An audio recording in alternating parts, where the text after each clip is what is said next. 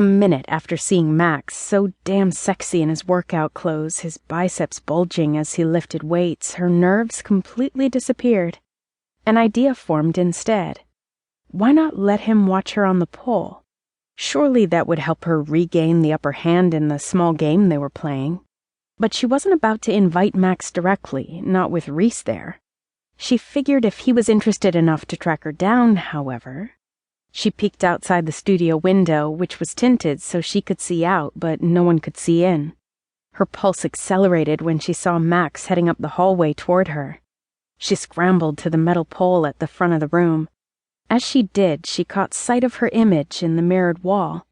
She looked decent in her workout clothes, but not terribly seductive. Her expression, however, even she could see the excitement. She looked youthful and daring and free. How had Max managed to significantly diminish her stress and anxiety over Logan Cooper and her baby plan in one night? She'd taken enough pole dancing classes back home to know exactly what she was doing. In a matter of seconds, she'd climbed up the pole, hooked her calves around it, then lowered herself until her chest was pressed against the pole and she was hanging upside down in a basic inversion. Then she braced her elbows and gripped the pole with her right hand about 2 feet higher than the left.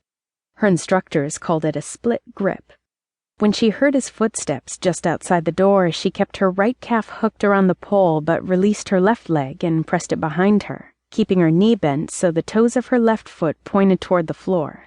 The position stretched her thigh muscles and her pant fabric pressed tight against her body, stimulating her clit ring.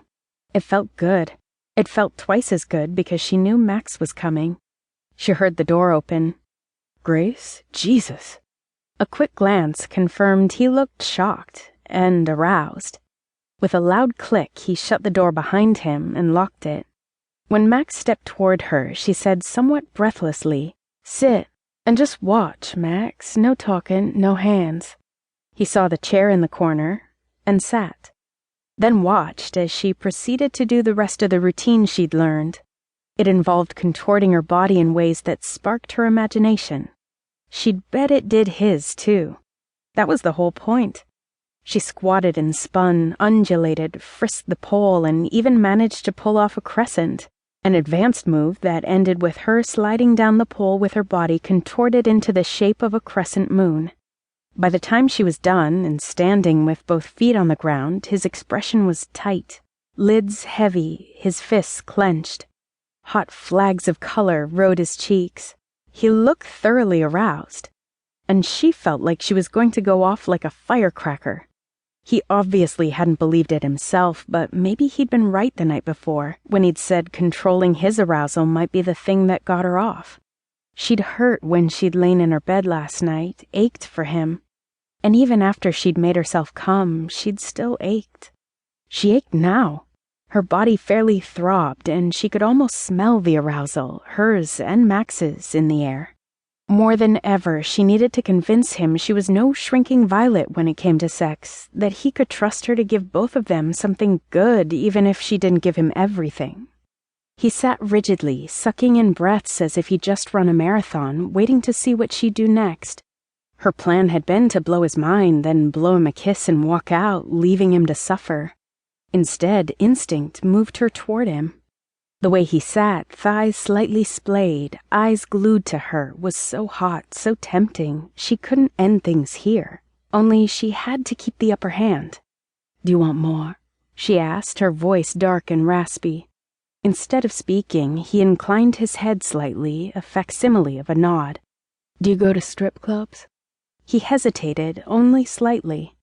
"I have." "Have you ever had a lap dance?" "Yes." She liked his honesty as well as the fact he didn't look ashamed or embarrassed. "I assume you looked but didn't touch." "That's right, but..." "But what?" "But if you dance in my lap, Grace, I'm not sure I'll be able to keep myself from touching you." His honesty stole her breath. It made heat spread through her, made her feel powerful and sexy and in control.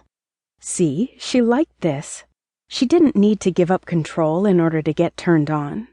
In fact, the more control she wielded, the hotter she got. She'd prove it to him. "But you will have to keep yourself from touching me. I'm in control here." That's what you promised me, and that's what I want.